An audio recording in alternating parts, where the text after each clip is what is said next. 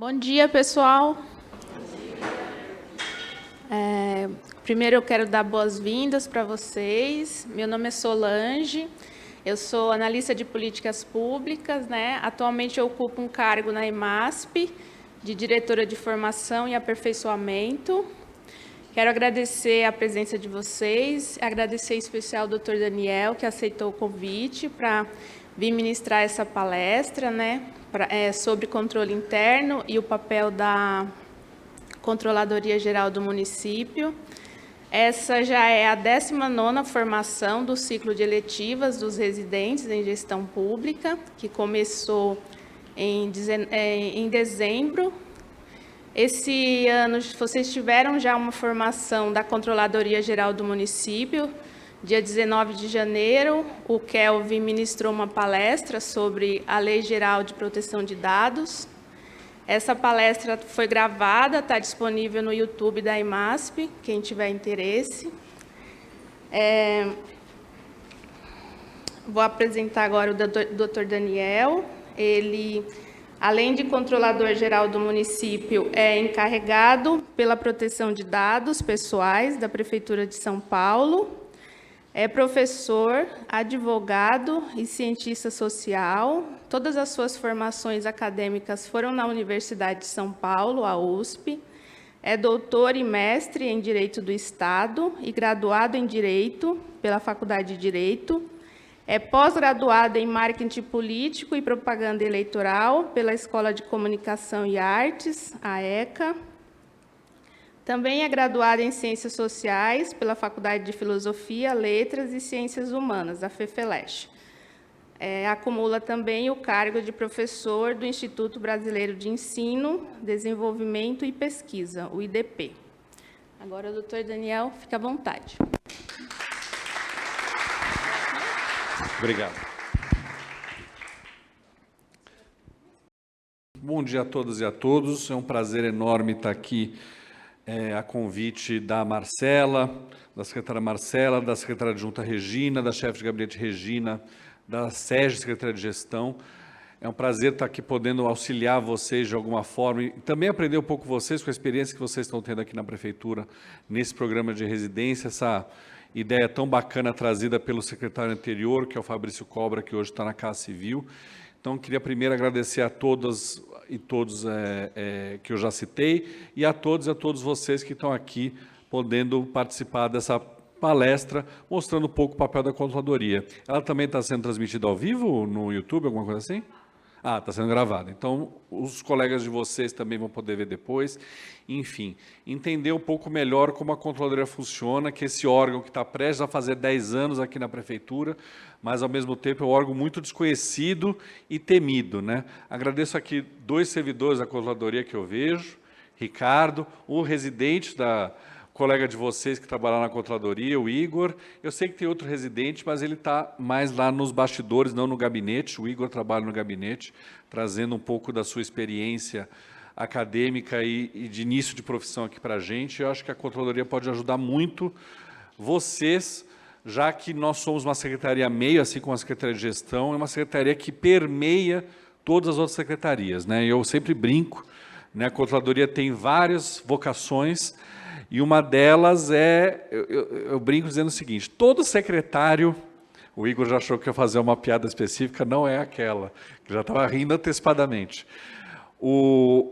Todo secretário, além de cuidar dos seus próprios problemas dentro da secretaria, né, por exemplo, a Secretaria de Educação cuida de problema da educação, com o professor, com o aluno, né? A Secretaria de Saúde cuida de problema com o médico, com o enfermeiro, com os pacientes, em tentar melhorar a vida dos munícipes quando precisam do posto de saúde ou de hospital. Toda a secretaria tem rolo, nós somos o central do rolo. Então, quando tem problema, vem para a gente, que é a gente que tenta resolver esses rolos de alguma forma, e vocês vão ver que de formas muito diferentes do que as pessoas normalmente imaginam. Que as pessoas, como eu falei, a Controladoria ela é desconhecida, ela é temida. A gente manda e-mail ou a gente liga, as pessoas começam a tremer na base. Meu Deus, o que eu fiz? Que M que eu fiz que esses caras estão me ligando?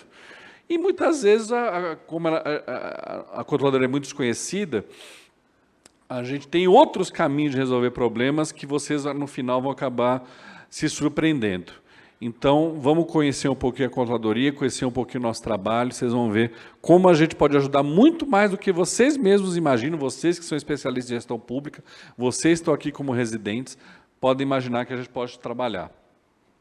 Então, está aqui brevemente meu currículo, já lido pela colega, e vamos tratar um pouquinho da introdução de como a controladoria apareceu, né, e está prestes a fazer 10 anos. Lili, 26 ou 27 de maio, que é o nosso evento? O aniversário é dia 27 de maio, mas a gente vai fazer um evento dia 26, marcando os 10 anos de fundação da Controladoria Geral do Município, né? Então, é o único dia que as pessoas vão lembrar da gente com felicidade, normalmente. Mas, enfim, vocês já estão pré-convidados. Depois vai mostrar a programação, vai vir gente de todo o Brasil aqui para abrilhantar o nosso evento e vocês vão poder prestigiar de alguma forma. Bom, não preciso nem dizer para vocês, né? O município de São Paulo tem um tamanho e uma relevância econômica gigantescos, mas nós precisamos, a Constituição demanda que haja o controle interno, né? Então, nós temos 2 grandes órgãos de controle externo, que é o Ministério Público e que é o Tribunal de Contas do município.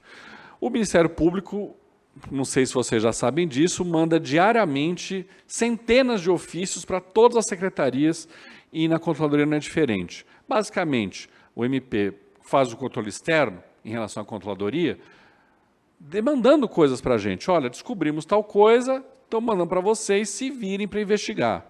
Mas, ao mesmo tempo, cobrando coisa da gente. Ó, tem coisa andando aí, está andando devagar. Tem coisa que devia estar acontecendo aí e não está acontecendo. Então, também nós somos cobrados com qualquer outra secretaria por algum problema que esteja acontecendo, né? Então, já houve ofício da MP dizendo, olha, vocês estão muito devagar em determinado processo, né? Foi um período que a chefe de gabinete estava em férias, esse ofício veio direto para mim, e aí eu percebi que ele tinha uma certa razão. Então, fizemos o ofício ficar mais rápido, respondemos um monte de perguntas feitas pelo MP, e acho que esse problema vai se resolver. Então, nós também somos cobrados, assim como todas as outras secretarias, pelo MP. Mas o MP também quer o nosso auxílio para problemas, porque as pessoas trazem denúncias, trazem reclamações, e aí, muitas vezes, o MP quer que nós façamos o trabalho de descobrir o que aconteceu, já que o MP tem um monte de coisa para fazer. O TCM é a mesma coisa, o TCM manda ofícios para a gente, assim como qualquer outra secretaria, nos cobrando ou fazendo que nós cobremos as secretarias. Então, acontece. Uma determinada secretaria, na controladoria, eu sou um ótimo especialista em contar milagres sem contar o santo. Uma determinada secretaria, nós somos cobrados, porque, olha, a secretaria X já foi oficiada 9 vezes e ela não tomou nenhuma atitude a respeito disso.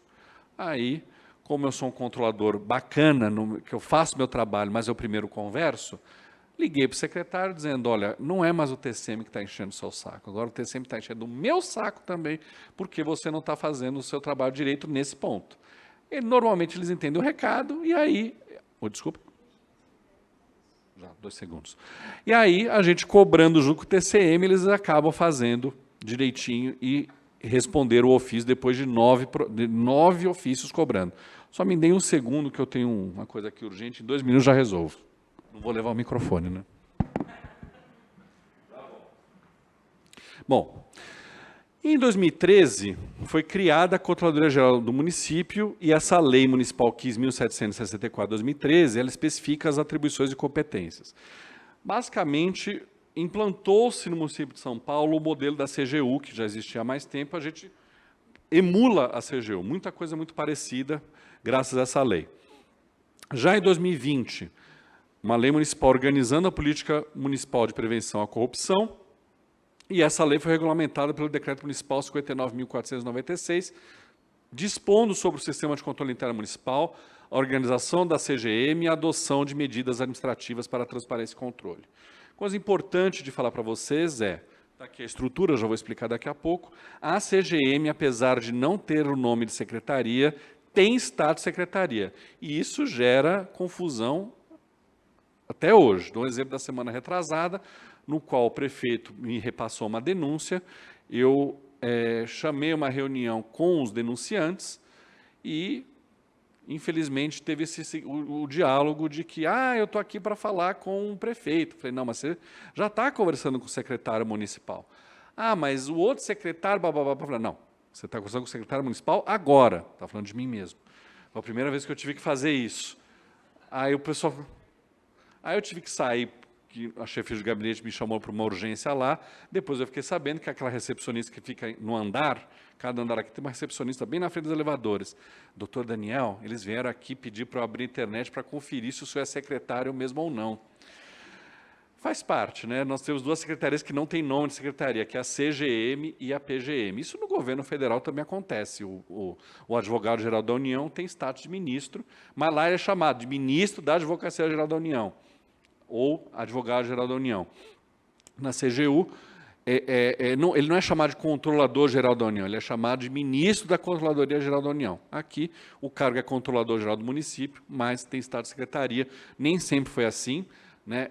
Em 13 foi criado, quando assumiu a prefeitura, João Dória, ele rebaixou a CGM para a aba da Secretaria da Justiça, ele fez a mesma coisa com a PGM, Bruno Covas assumiu 1 ano e 3 meses depois, com a renúncia de Dória para ser candidato, a CGM voltou a ter estado de secretaria e a PGM também voltou a ter estado de secretaria. Bom, qual que é a estrutura administrativa do gabinete?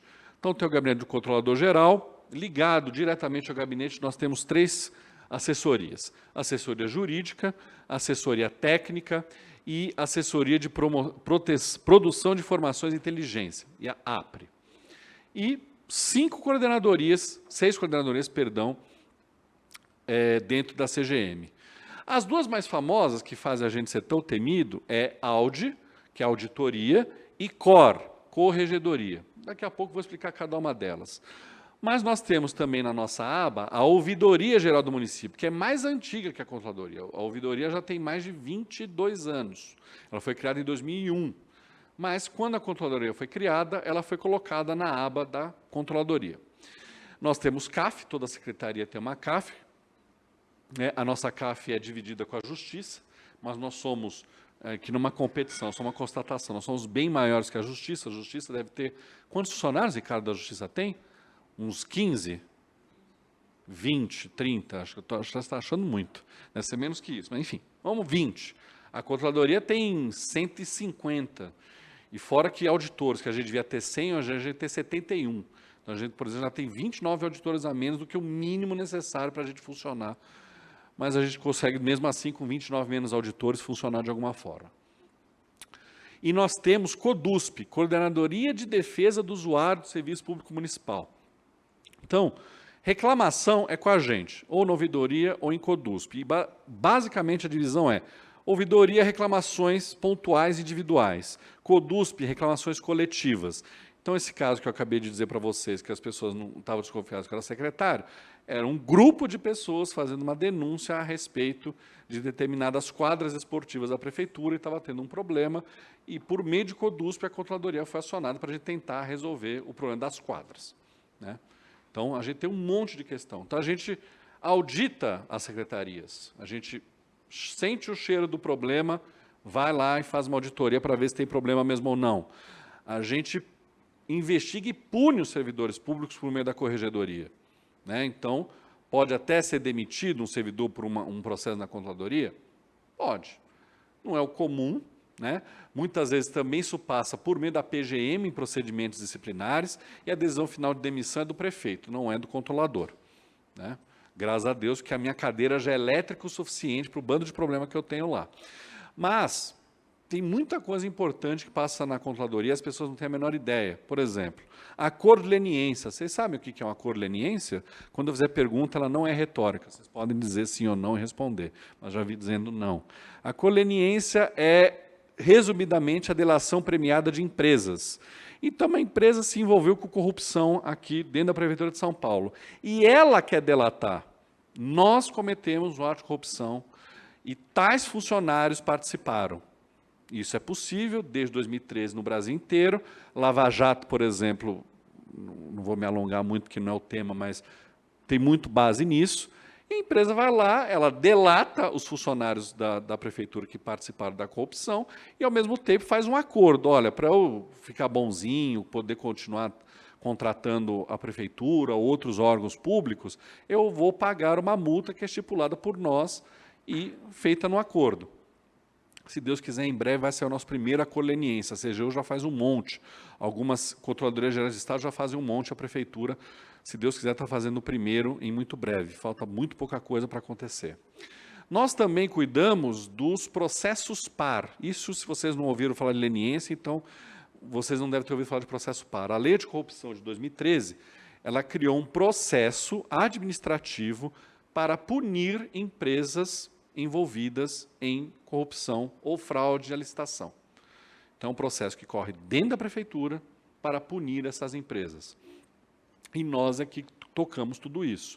A adesão final de punição da empresa cabe ao controlador-geral do município, cabendo recurso para ele mesmo e depois para o prefeito da cidade de São Paulo dizer se o recurso tem razão ou não. Então, as empresas sofrem o processo, elas são investigadas aqui dentro, é feita audiência aqui dentro, tudo isso capitaneado pela corregedoria, mas a adesão final é do controlador-geral do município, elas levam multas, ficam um tempo sem poder contratar com a Prefeitura de São Paulo e, quando isso acontece, elas entram em pânico e começa a chover advogado aqui para tentar conversar comigo, tentar resolver a situação. O que é absolutamente normal e faz parte. Mas lembrando, isso é um processo administrativo. Claro que se ela achar que a punição administrativa foi equivocada, ela pode ir para o judiciário dizer que a adesão da controladoria está errada. Nunca aconteceu de alguém conseguir reverter uma adesão da controladoria em processo administrativo. Chama processo par porque é processo administrativo de responsabilização de pessoa jurídica. Então, duas grandes novidades de 2013, na lei federal, que a controladoria daqui já assumiu, é o acolheniência e os processos par. E isso é um problema gigante, porque tem empresas enormes envolvidas com processos aqui dentro da controladoria. Bom, então, algumas das atribuições, algumas já falei, mas vamos ver o geral aí, como diz a lei de 2013. Artigo 119. Compete à CGM assistir direto e diretamente o prefeito no desempenho de suas atribuições quanto aos assuntos e pendências que, no âmbito do Poder Executivo, sejam atinentes à defesa do patrimônio público, ao controle interno, à auditoria pública, à correição, à prevenção e ao combate à corrupção. As atividades de ouvidoria, a promoção da ética do serviço público, o incremento da moralidade e da transparência e o fomento ao controle social da gestão no âmbito da administração municipal. A CGM é órgão central do sistema de controle interno, do sistema de corregedorias e sistema de ouvidorias. Então, nós temos a Ouvidoria Geral do município, nós temos a Corregedoria Geral do município. O que significa? Tem corregedorias que podem funcionar em outros órgãos. Por exemplo, a Guarda Municipal tem sua própria corregedoria. Mas ela pode depender da gente também.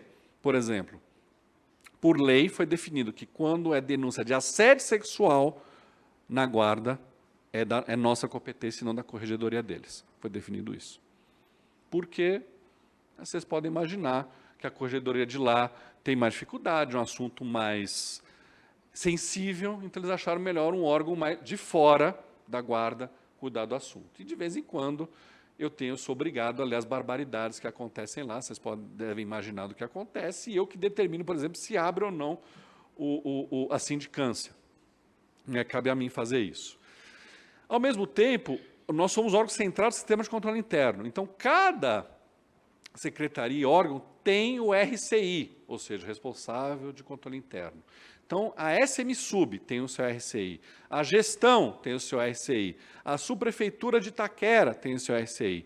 E é essa pessoa que se reporta a gente nos problemas iniciais.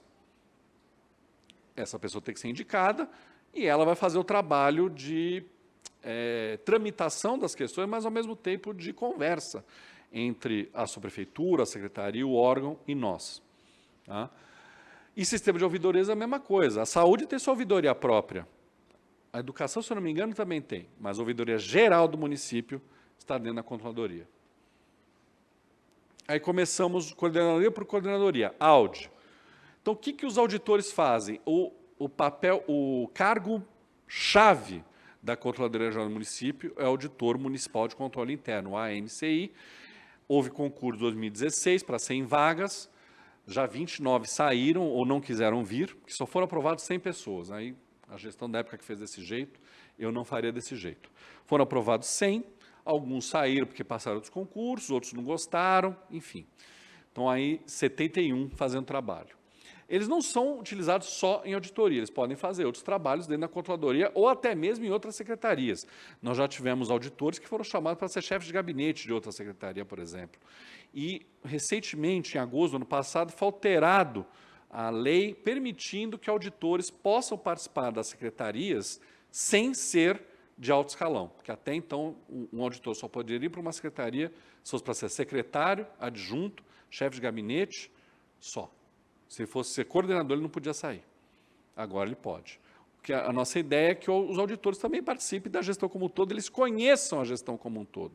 Porque uma coisa que, infelizmente, acontece é, na controladoria, vive-se numa torre de marfim e acha que todo mundo está errado, só que quem está na controladoria sabe a realidade das coisas. E aí eu faço questão de, sempre que possível, levar auditores para reuniões com os subprefeitos, levar auditores para reunião com o secretário, para que eles conheçam a realidade e vejam que a vida não é essa maravilha que alguns de lá imaginam, e que há dificuldades e que a má-fé é a exceção.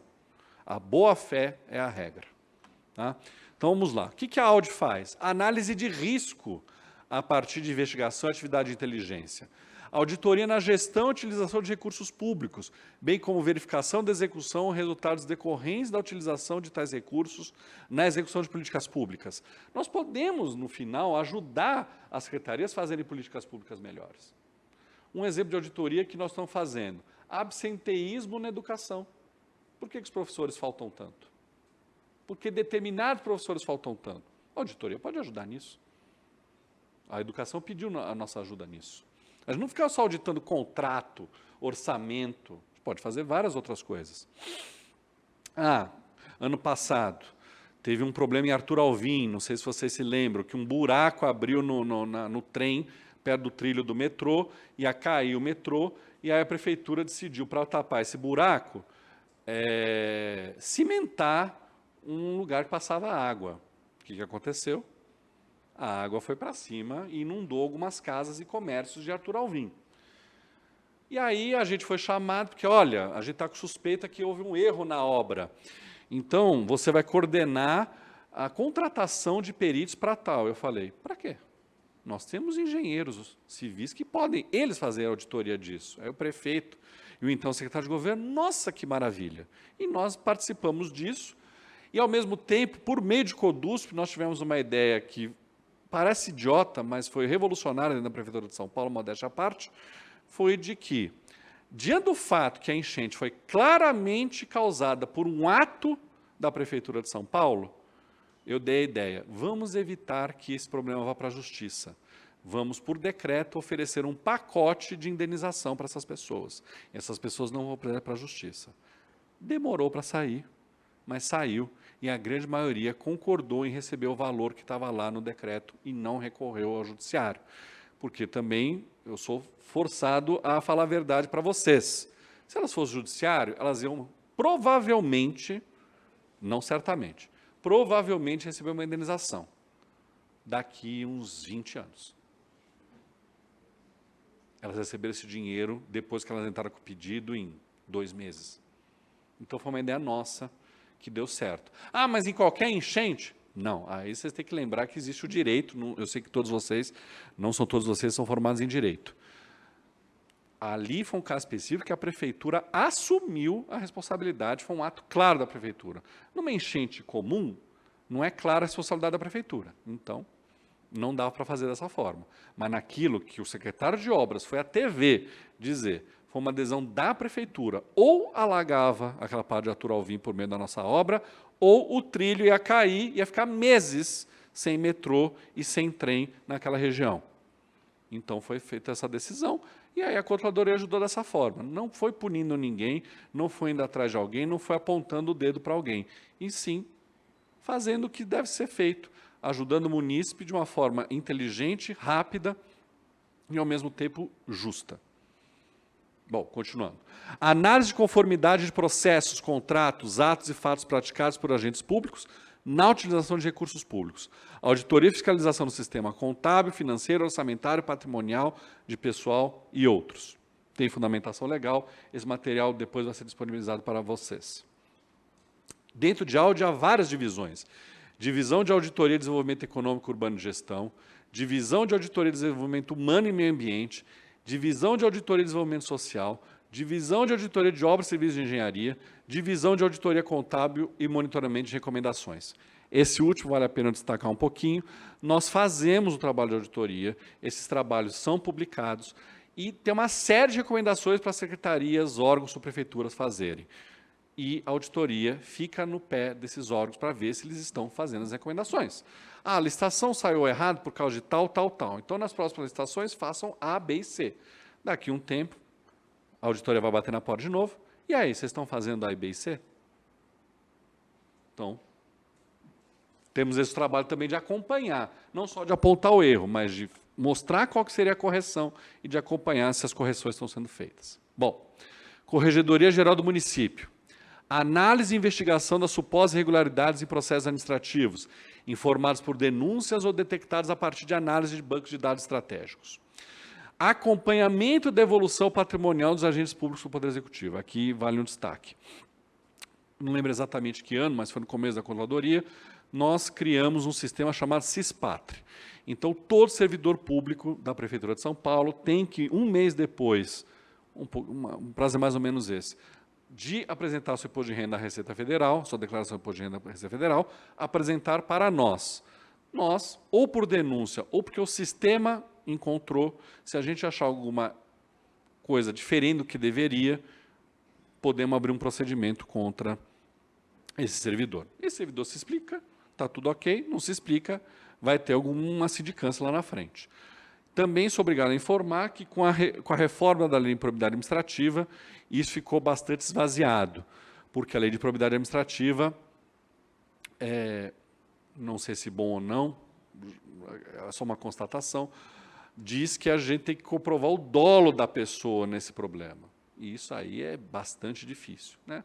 Mas já aconteceu casos aqui de fiscais e com órgãos parecidos que tiveram problema com isso, alguns foram demitidos, outros conseguiram se explicar, isso faz parte. Mas com a Lei de Improbidade Administrativa, essa função foi bastante esvaziada. Apurar eventuais deveres funcionais e proceder à responsabilização de agentes públicos e inspecionar unidades, solicitar perícias e documentos ou informações necessárias à instrução de procedimentos administrativos. Então, nós temos desde o processo par da Lava Jato aqui dentro, tem processo da Lava Jato aqui dentro? Tem. Até o fiscal que pegou um almoço de graça e aí o lojista que teve que dar esse almoço em troca de alguma coisa denunciou ele. Então, nós temos uma gama enorme de problemas dentro da Corregedoria que devem ser tratados pela Corregedoria. Outra questão mais recente, a do prédio, lá em Pinheiros, vocês viram que o prédio de luxo subiu e ninguém percebeu nada? O subprefeito de Pinheiros abriu uma investigação e, por determinação da Controladoria, nós falamos, não vai ficar aí, vai ficar conosco, nós que vamos fazer esse trabalho. E aí está tendo audiência dos fiscais, de engenheiros, até de gente da empresa, respondendo sobre esse prédio. A gente vai descobrir o que aconteceu nessa questão desse prédio, como que um prédio numa das principais ruas do Itaim Bibi, de não sei quantos andares, subiu e ninguém percebeu. Divisões da Corregedoria. Gerenciamento de informações, procedimento comum, procedimento patrimonial, divisão de processo administrativo de responsabilização de pessoa jurídica.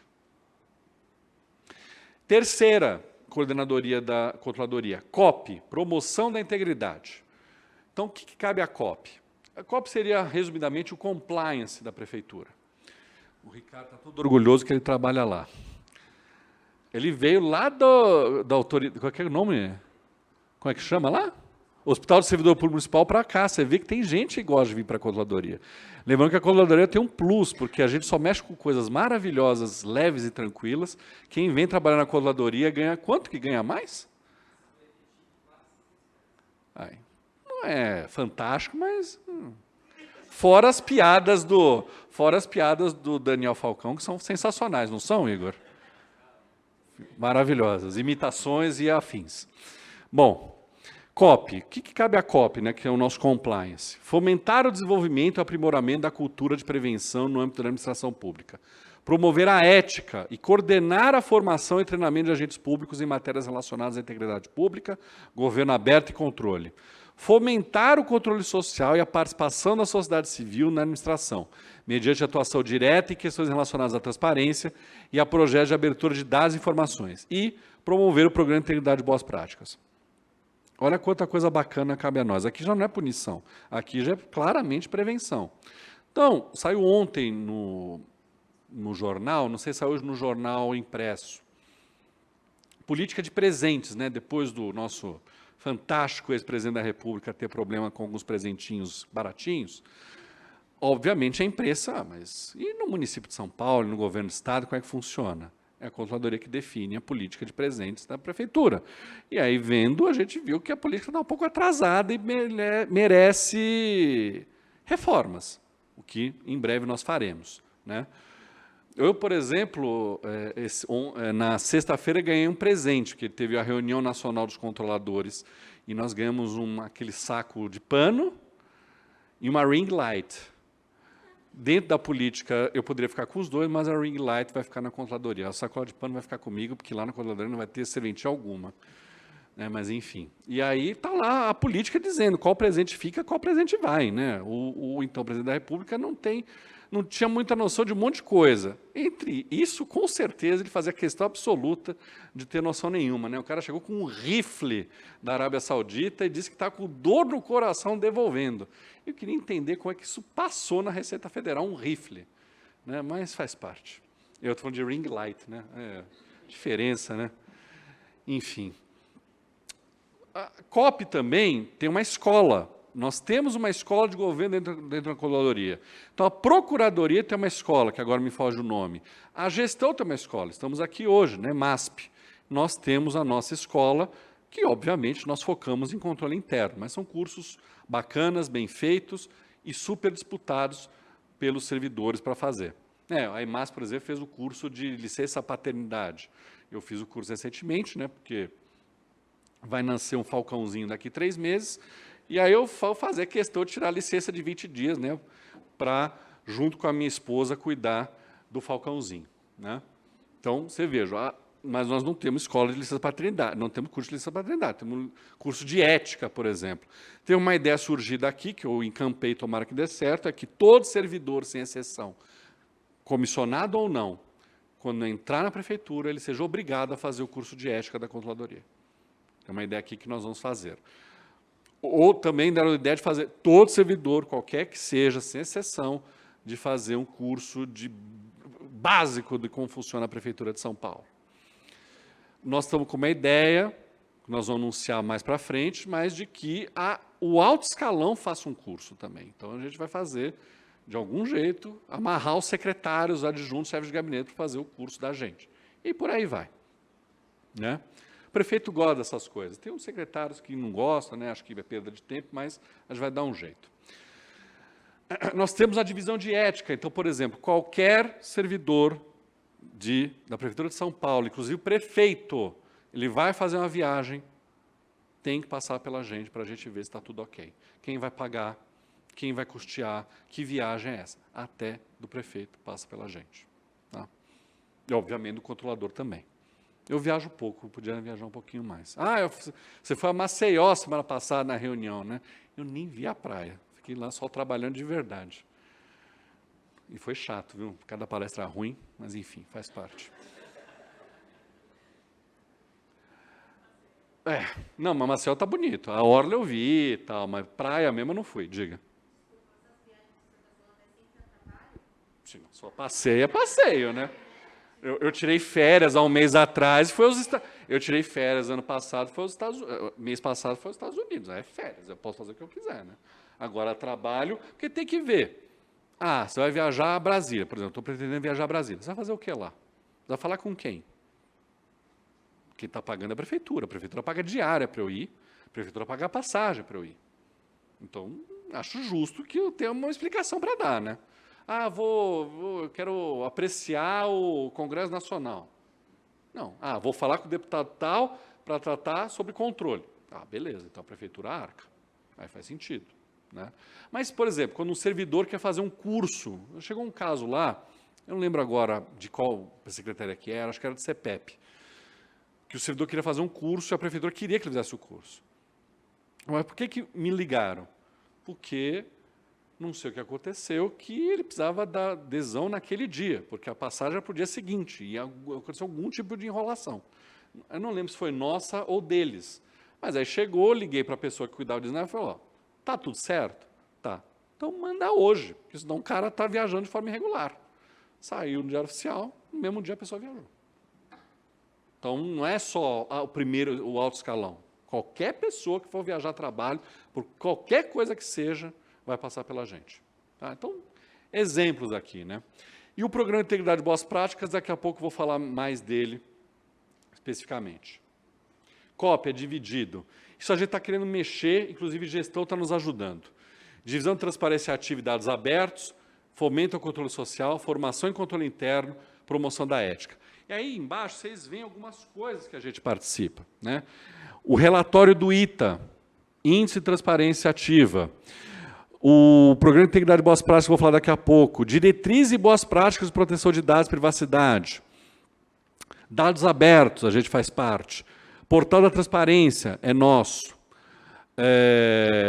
Escola de Formação de Controle Interno, é nossa, Condutas Vedadas. Condutas Vedadas já existia, mas eu tenho um defeito de gostar muito de política, e desde criança eu gostei muito de política, e aí quando eu fui para a faculdade de Direito, falei, eu vou trabalhar nessa área. E aí uma das coisas que eu advogo e dou aula também é Direito Eleitoral. E o que são as condutas vedadas? É uma parte da lei das eleições que diz o que o agente público não pode fazer no ano da eleição. Então a gente fez um manual, a gente reformulou completamente o manual, que já existia, mas agora ficou muito bom, mostrando para os servidores. Isso você pode fazer, isso você não pode fazer. Que trouxe uma consequência boa. Só existiram 2 casos na Controladoria tratando de conduta vedada. 2. E os 2 eram improcedentes, ou seja, na eleição federal e estadual do ano passado, tudo funcionou bem. Agora, óbvio que nós temos uma preocupação, que ano que vem eleição municipal. Então, os próprios servidores comissionados estão preocupados, vamos falar a verdade. Se o prefeito for candidato à reeleição e não for reeleito, um monte de gente vai para a rua. Então, há aqueles servidores que têm a tendência de usar a coisa pública para a eleição. Vai ter um manualzinho ano que vem, se Deus quiser, mostrando que isso não pode fazer, e se houver problema, vai ser processado dentro da corregedoria, gente. Com ponto, acabou. Faz parte. Não podemos usar a coisa pública para fins pessoais, mesmo que eleitorais, conforme o artigo 37 caput da Constituição. Tá? E a lei das eleições traz N exemplos do que você não pode fazer. N. Está tudo explicado no manual. Bom, ouvidoria. Receber e encaminhar manifestações de cidadãos. Examinar as manifestações referentes à prestação de serviços públicos, propondo medidas corretivas e preventivas e produzindo estatísticas de qualidade. Nós, todo mês, lançamos um relatório mostrando quais são os maiores itens de reclamação dos munícipes no 56. Quais são os maiores itens de reclamação na própria ouvidoria. Isso pode ajudar a nortear os secretários e subprefeitos no que fazer. Ah, maior reclamação, Ricardo, qual é normalmente? O assunto com o maior número de reclamações. Hã? Sei lá, buraco na rua. Não, são os 10 assuntos mais, né? Os 10 assuntos normalmente são os mesmos, variando. Tem pouca variação. Buraco, poda de árvore. Poda de árvore é um assunto ótimo. Por que DTG deu risada? Vocês estão no verde? Porque poda de árvore é ótimo, porque eu só aqui vocês, ralando aqui, que vocês vão descobrir que é esse problema.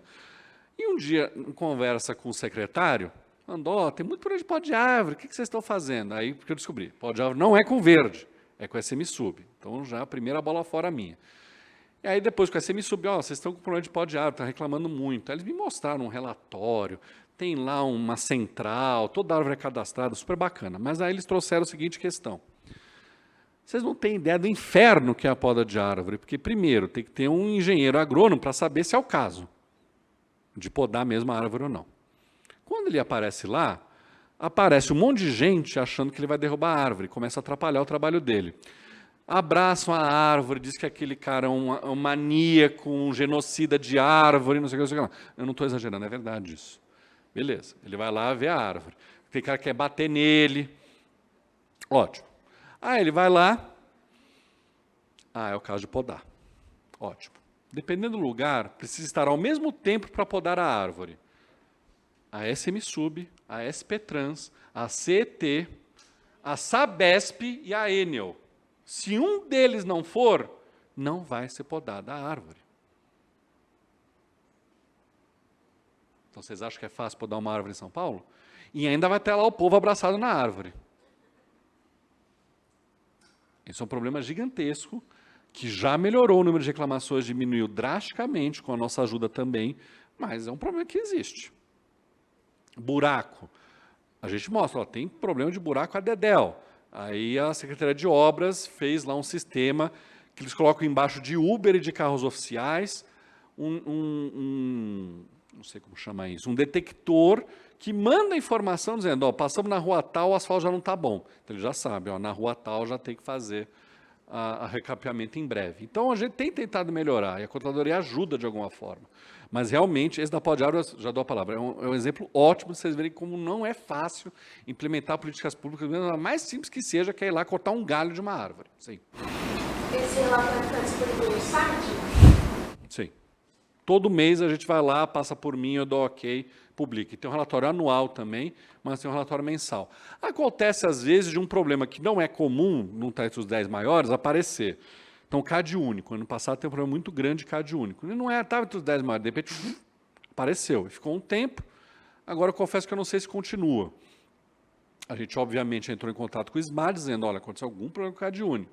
Eles explicaram, disseram que iam tentar resolver, e parece que resolveu, porque não está se falando, pelo menos mais na imprensa, muito sobre isso. Mas os 10 maiores é clássico. É tudo que vocês imaginam. Buraco, poda, coisa em escola, leve leite, esse tipo de coisa. Coisas básicas que a população mais precisa, né? Pois não. Você falou da questão da poda, né? É até uma dúvida também bem grande. É realmente um inferno para se fazer. Mas a gente recebe muitas reclamações, por exemplo, dizendo que a pessoa discorda do posicionamento do agrônomo. Sabe? Uhum. Então, assim, discordar do... Isso é uma ouvidoria? Tipo, você tem que Vai para responder. vai para a gente. O Ricardo está ali, ele tem uma função muito importante na prefeitura, que ele é o secretário executivo da Comissão Municipal de Acesso à Informação. Eu ia falar daqui a pouco. O que é a SEMAI? Que é presidido pelo Controlador-Geral. SEMAI é a terceira instância de pedido de informação. Então, você tem a lei de acesso à informação. A pessoa pede uma informação. Foi negado. Ela recorre. Aí vai para a ouvidoria. Foi negado. Ela recorre de novo, vai para a SEMAI. SEMAI tem o controlador, tem Secretaria de Subprefeituras, Fazenda, Gabinete do Prefeito, Casa Civil, quem mais? Comunicação. Sérgio não está. Sérgio saiu. E eu já pedi para voltar, eles já toparam. Oi? Controladoria Fazenda, Subprefeituras, SECOM, Gabinete Prefeito, Casa Civil. A Casa Civil não está no Gabinete Prefeito, né? Você só faz isso o dia inteiro. Você não lembra agora? Eu só faço uma vez por mês.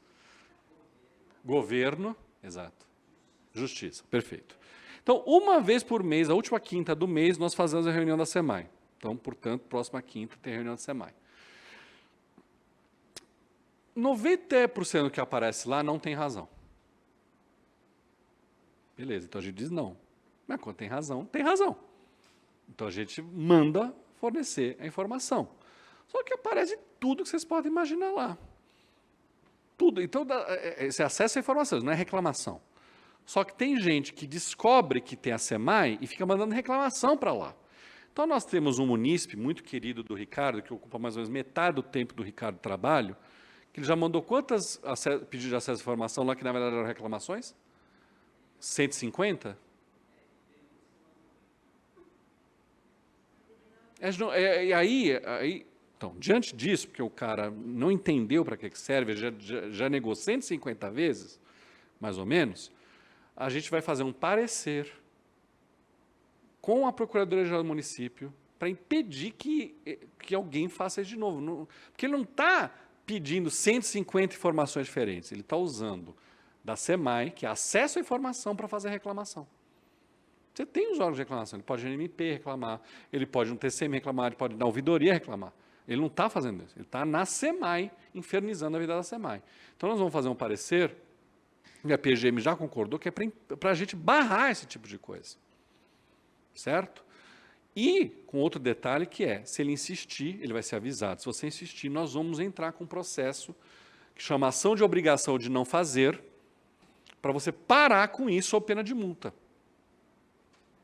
Eu estou trazendo um caso ultra sui generis, mas acontece isso. Então, nas reclamações, na ouvidoria, você tem os clientes da ouvidoria.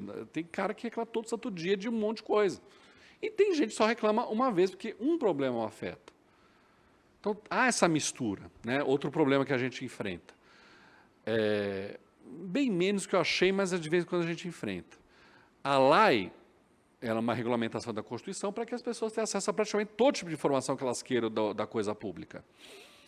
E há uma tendência com a LGPD, Lei Geral de Proteção de Dados, vocês tiveram aula em janeiro com a pessoa mais brilhante do Brasil no assunto, que outro gol meu, eu que trouxe para trabalhar com a gente, que é o Kelvin, e as pessoas, eu não posso dar essa informação porque a LGPD não permite.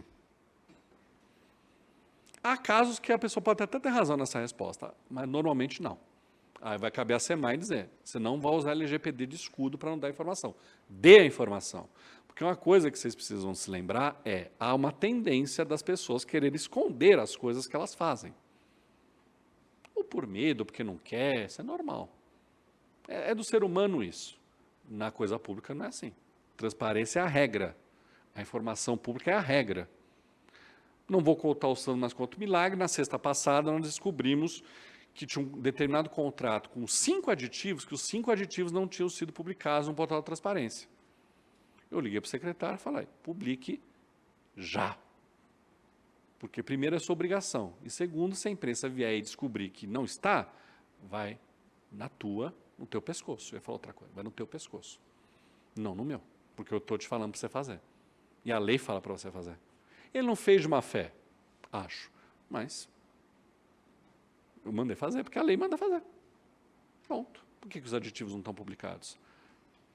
A gente descobriu também que tinha determinados contratos dessa empresa que estava com o CNPJ errado. Então ele falou, põe o CNPJ certo. Essas coisas acontecem. O papel de controlador não é fácil, porque isso aqui é tudo uma maravilha, né? Olha que bacana. As pessoas têm medo da controladoria, mas o alto escalão também. Que o Daniel vai aqui me encher o saco, vai querer me atrapalhar. Meu trabalho é esse. De ser grilo falante. Olha, põe no portal. Olha, faz isso direito. Olha, estamos sentindo cheiro de M em tal coisa. A grande maioria tem reconhecido o nosso trabalho e dizendo que a gente está ajudando. Grande maioria, isso eu lhe garanto. Bom, divulgar formas de participação no acompanhamento e fiscalização da prestação de serviços públicos. Promover capacitação e orientação técnica em ouvidoria e transparência passiva, que é a gente fornecer a informação sem ninguém pedir. Nós fornecemos a informação, ponto, acabou. A ativa é nós fornecermos sem pedido. A passiva é alguém pediu a gente fornecer. Ou porque a gente errou e não forneceu, porque não veio na nossa cabeça fornecer, mas, poxa, faz sentido fornecer. Regra, transparência máxima. Receber e analisar denúncias, promovendo devido encaminhamento para apuração, manter canal especializado de atendimento, orientação e receber denúncias de assédio sexual. Isso cabe à ouvidoria. Se a coisa for mais grave, vai para a corregedoria. Divisões da ouvidoria. Atendimento ao público e interlocução social, processamento de demandas, relatórios e estatísticas e transparência passiva. E CODUSP, que é a grande novidade de uma lei de 2018 federal, e pouquíssimos entes federativos fizeram sua CODUSP. São Paulo é praticamente a pioneira nisso. Tanto é que nessa reunião de controladores, acontece 4 vezes por ano, ano passado nós fomos chamados para mostrar como a nossa CODUSP funciona, porque quase ninguém fez a CODUSP delas. E nós fizemos e funciona com muita dificuldade, mas está funcionando bem. O que cabe à CODUSP? Planejar, coordenar e executar a política municipal de proteção e defesa dos usuários de serviços públicos, prestar direto e diretamente pelo município. Apoiar o Conselho dos Usuários de Serviços Públicos do município de São Paulo. Existe o Conselho, funcionando há um ano, presidido por essa coordenação. O Kelvin, que vocês conheceram, em janeiro, ele não era o coordenador. Hoje ele é o coordenador, porque a coordenadora foi trabalhar na Casa Civil, nos abandonou, aí eu coloquei o Kelvin no lugar. Analisar e encaminhar as reclamações dos usuários, quando dotados de relevância e expressividade, recebidas da ouvidoria ou de qualquer órgão. Então, quando a gente vê que é uma reclamação coletiva ou de maior monta, a gente tira da ouvidoria e passa para a CODUSP. Mediar conflitos entre usuários. Arthur Alvim, por exemplo, essa quadra de tênis, por exemplo. Entre usuários de serviços públicos e órgãos e entidades prestadoras de serviços públicos. Prestar aos usuários orientação sobre seus direitos e contribuir para a avaliação dos serviços. Divulgar os direitos dos usuários pelos diferentes meios de comunicação e publicações próprias. Está aí o Código de Defesa dos Usuários de Serviço Público do município, por meio do Conselho. O Conselho é um órgão consultivo vinculado à CGM, que garante ao município um novo foro, com a possibilidade de participar de controle e avaliação do serviço público, bem como de propor melhoria nos serviços prestados. Trata-se de um conselho paritário entre sociedade civil e governo, composto por 14 membros titulares, 7 da gestão, 7 da sociedade civil. O Conselho acompanha a prestação de serviços, participa da avaliação dos serviços, propõe melhoria na prestação de serviços, contribui com a definição de diretrizes para adequado atendimento ao usuário, acompanha e avalia a atuação da ouvidoria e dos responsáveis por ações de ouvidoria em cada órgão e entidade prestadora de serviços. CAF, vou pular porque vocês já estão carecas de saber, cada secretaria tem sua CAF, a nossa não é diferente, só que a nossa a gente divide com a Justiça.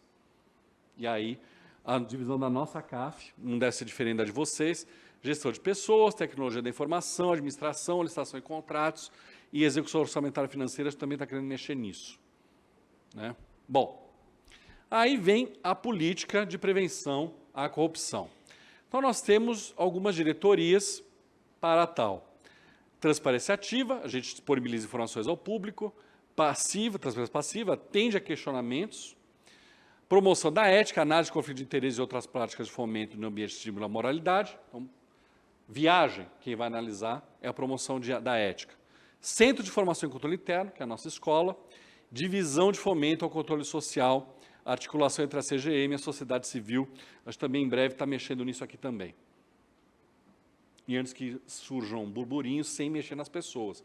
Que o Ricardo já vai passar fofoca. Vai mexer naquilo, cuidado. Não vai mexer na pessoa, vai mexer no órgão, sim. As denúncias podem ser de forma anônima? Sim, são de. Porque também, porque, veja, pode ser um servidor denunciando outro, né? Um servidor denunciando um chefe. Então vai ser anonimizado. Uma sede se acompanha, vai ser uma coisa...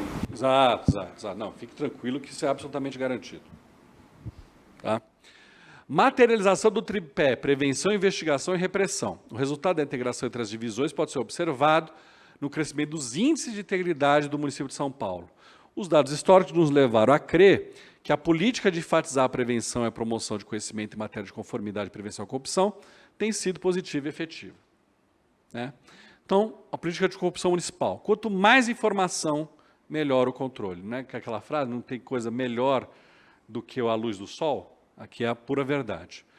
Então, a gente trabalha com a perspectiva na prevenção, baseada no princípio da igualdade, eficiência, efetividade e transparência, com promoção do controle social, ou seja, tentando estimular com que os munícipes participem disso e com diretriz de disponibilizar cada vez mais informações públicas para as pessoas, desenvolvendo uma cultura de transparência, simplificando a linguagem para as pessoas e aplicando soluções tecnológicas para assegurar o direito de acesso à informação, com observância da LGPD e da lei do habeas data, que é o remédio constitucional de acesso à informação pessoal.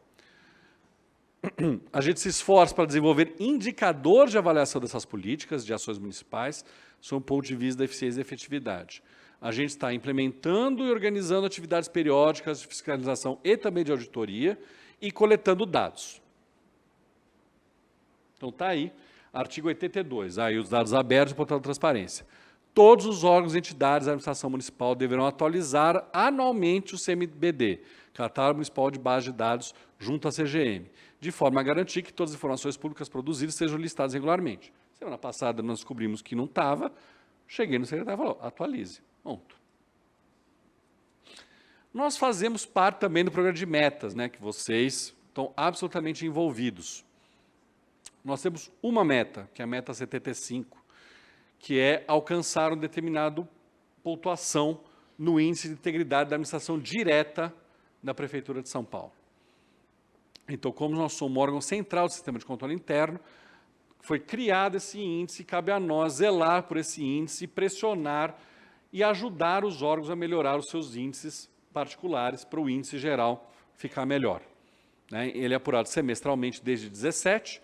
O índice de integridade está no segundo ciclo do programa de metas da Prefeitura, demonstrando sua efetividade e importância como instrumento de avaliação da integridade dos órgãos municipais. E nós temos 9 indicadores que formam esse índice. Programa de Integridade e Boas Práticas, analisa a existência e maturidade de programa de integridade em todos os órgãos de administração direta, ou seja, secretarias e subprefeituras.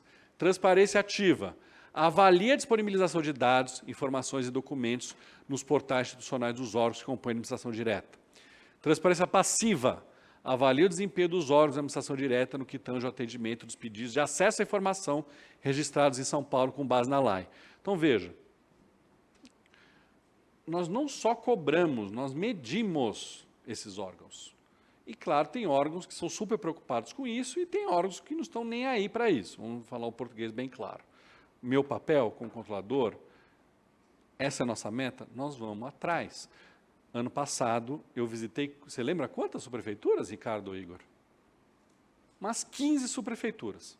Visitei. Eu fui lá, falei com o subprefeito, mostrei o problema, dei diagnóstico e demos também o prognóstico. Olha, se vocês fizerem tais coisas e a gente ajuda, a gente ensina, vocês melhoram.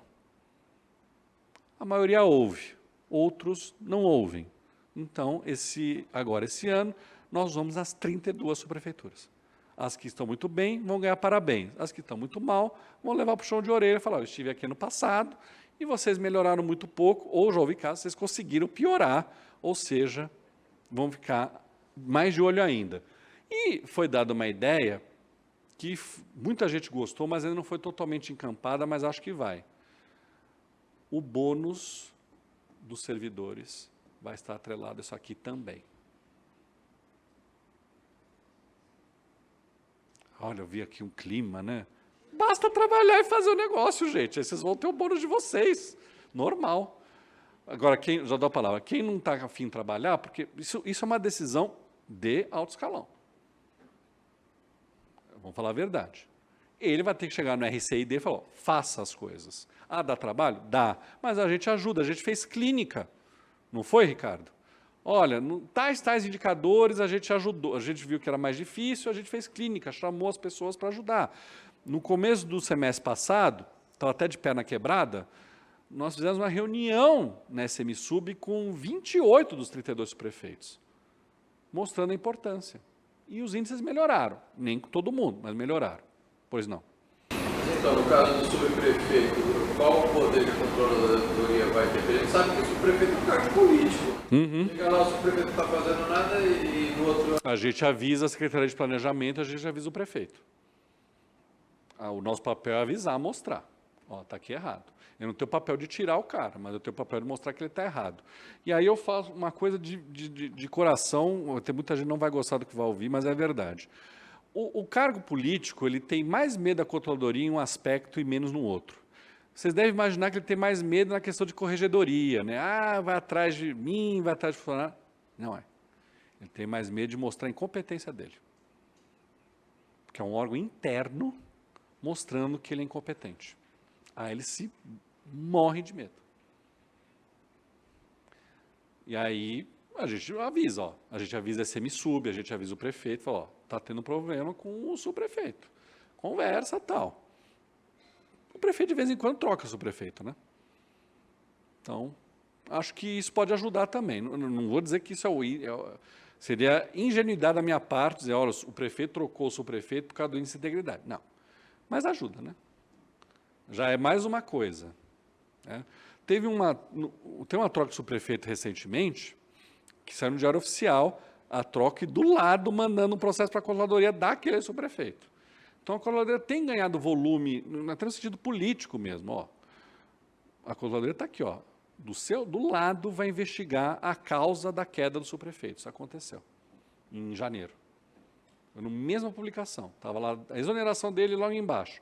Encaminha-se a controladoria, processo, parará, denúncia, parará. E aquela denúncia que tinha causado a queda do subprefeito.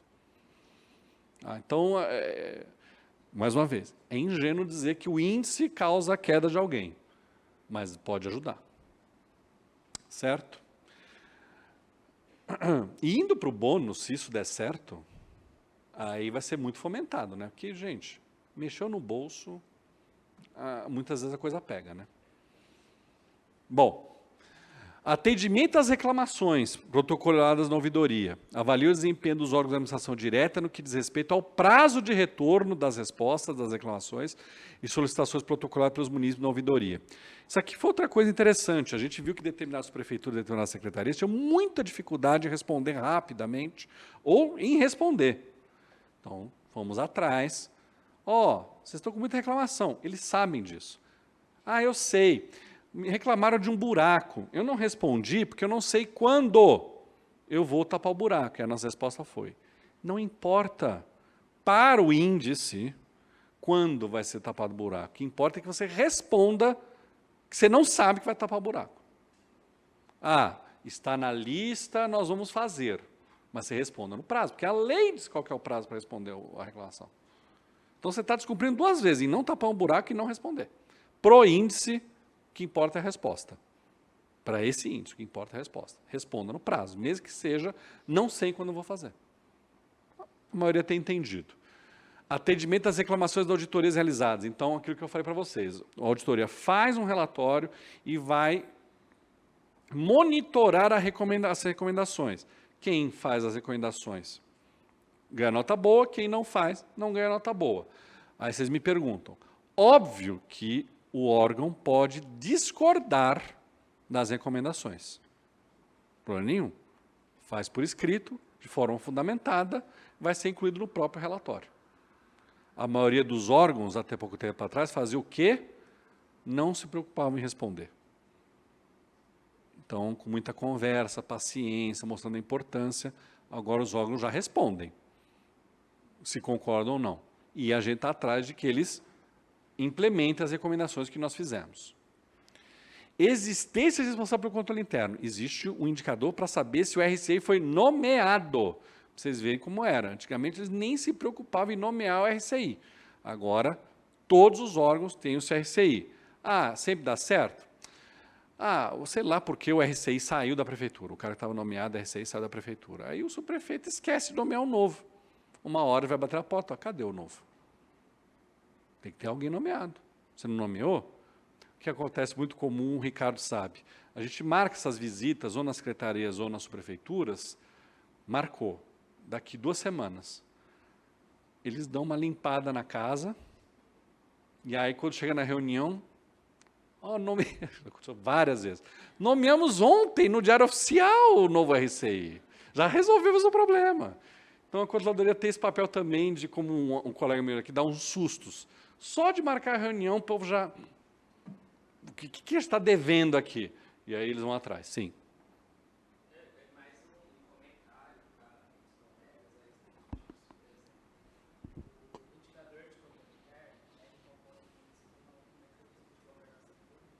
Quer pegar o microfone aqui, Igor? Obrigado, viu?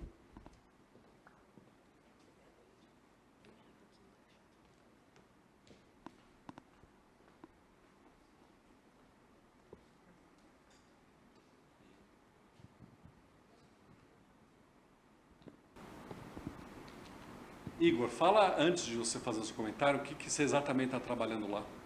Eu trabalho diretamente com o índice de integridade dentro da assessoria técnica do Gabinete da Controladoria.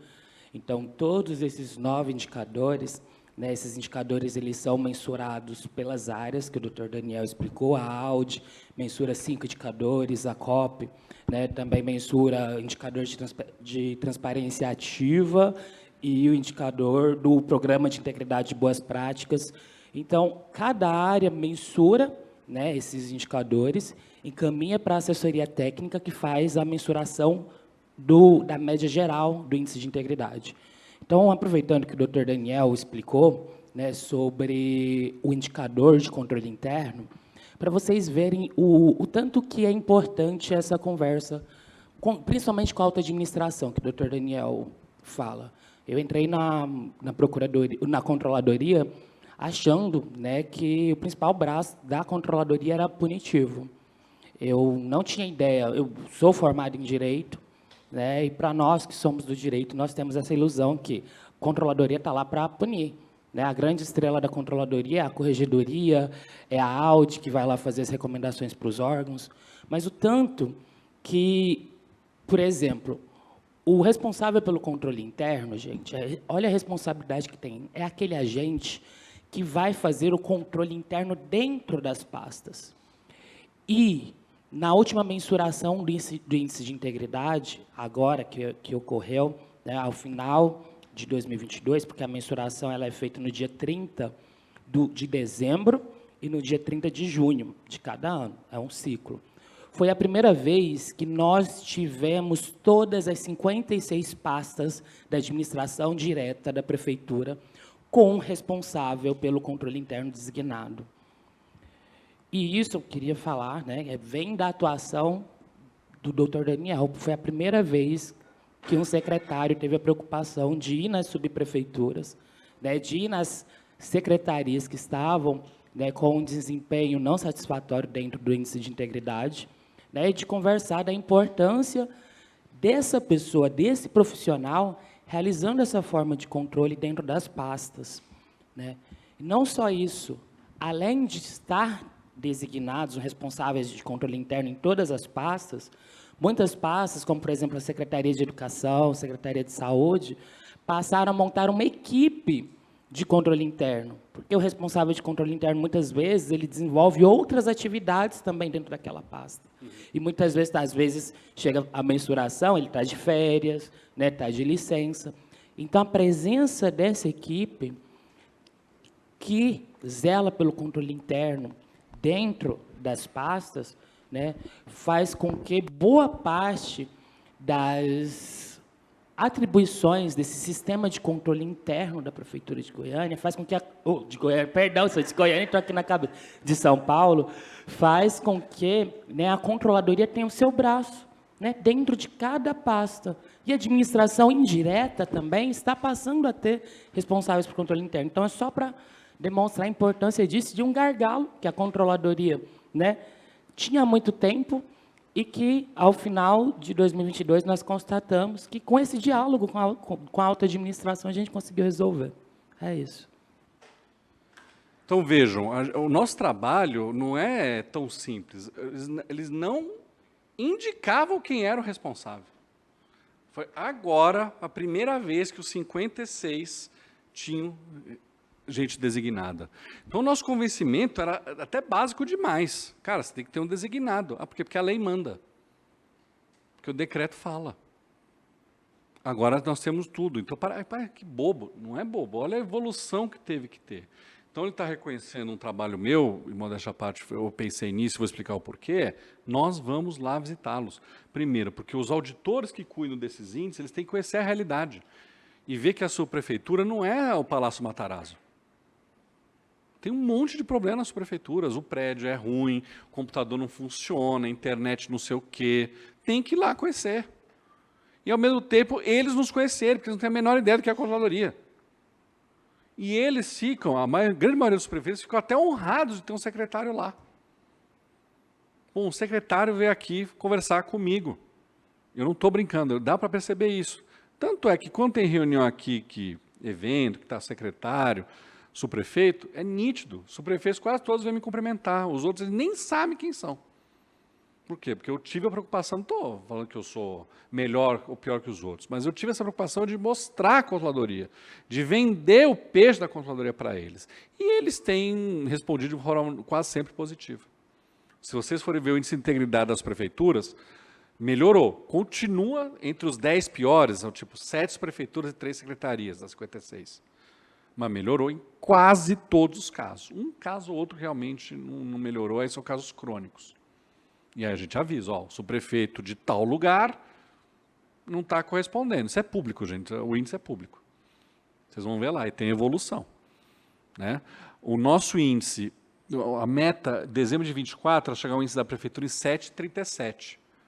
Nós já ultrapassamos 7,37 em junho do ano passado. Esse ano, agora em dezembro, aumentou ainda mais. Aí o prefeito pediu para dobrar a meta, que é fazer todos os órgãos terem 7,37. E isso eu falei para ele, aí eu dependo do senhor. Ele, por quê? Porque tem esse prefeito que entra pelo ouvido e sai pelo outro. Aí é o que ele falou, aí depende do prefeito também. Eu eu dou conta dos 56, eu dou conta de uns 50. Tem uns 6 que é mais difícil.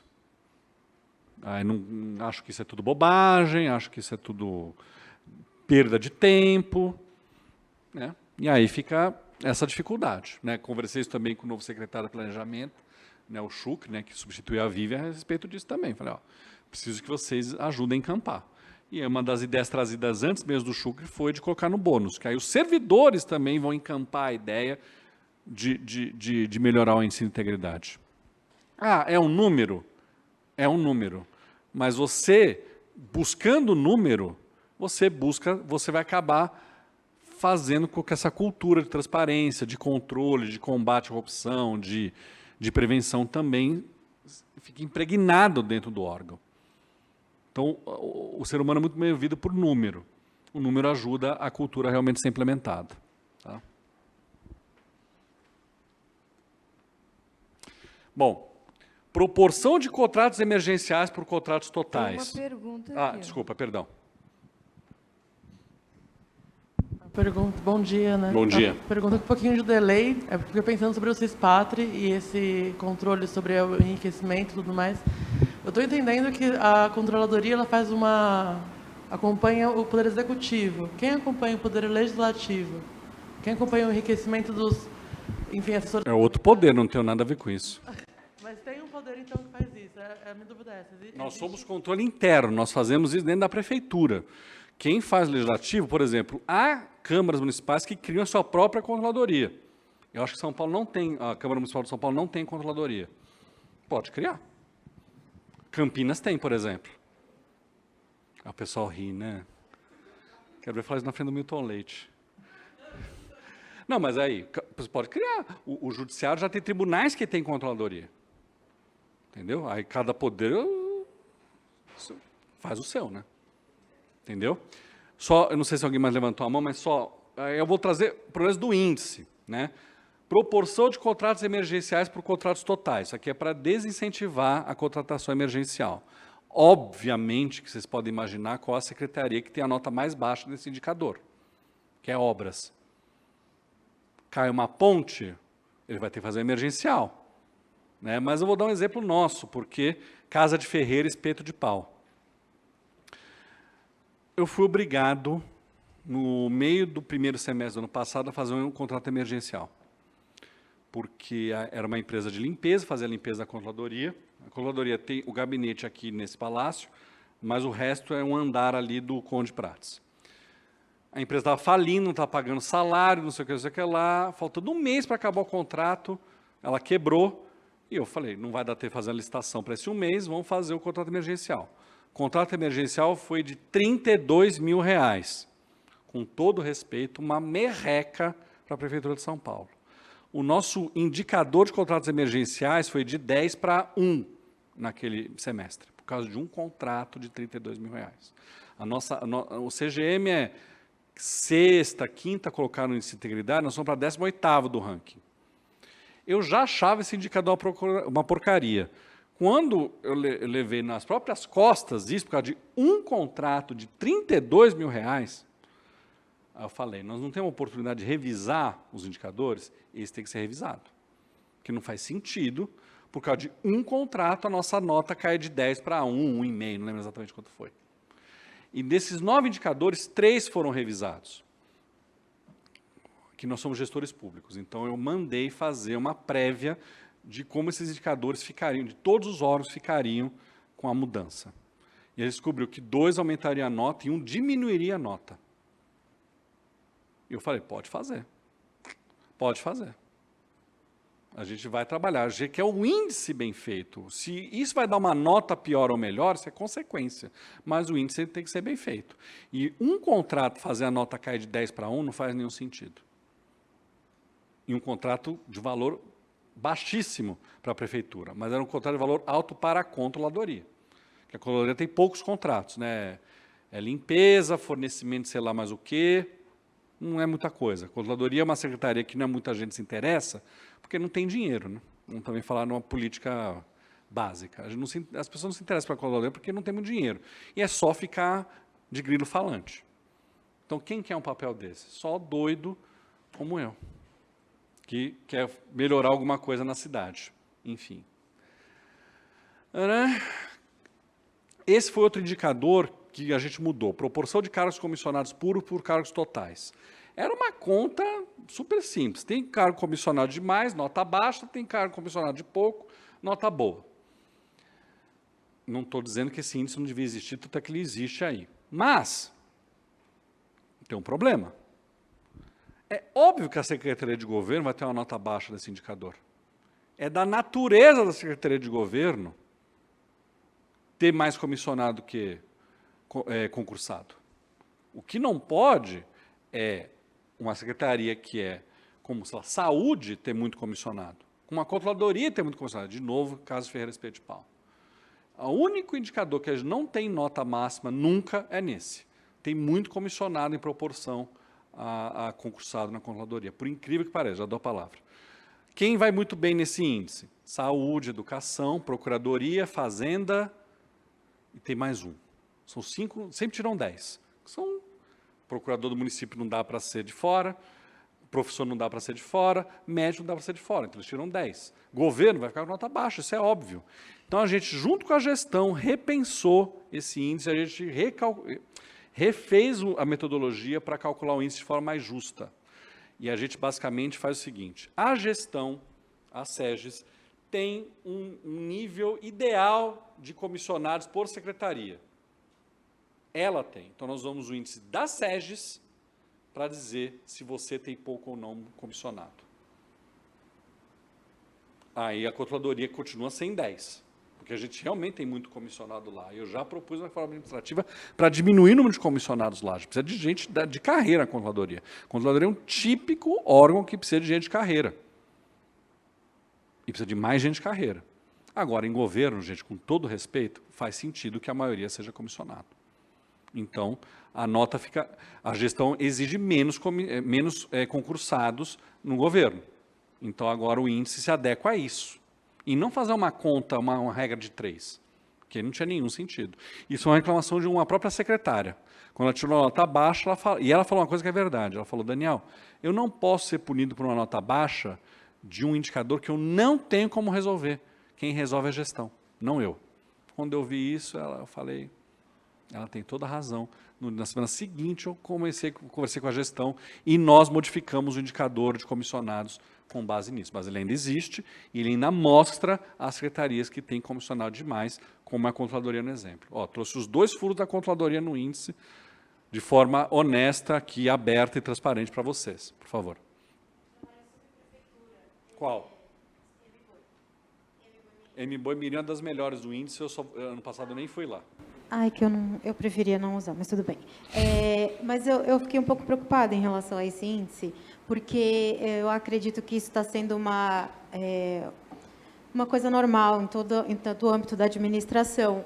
A quantidade de aposentados e você não repõe muita gente. Então, as pessoas, por exemplo, no meu setor, tem 2 ou 3 servidores e o resto tem que ser comissionado porque não tem servidor. Vou dar outro exemplo. O Ricardo é considerado comissionado pelo índice.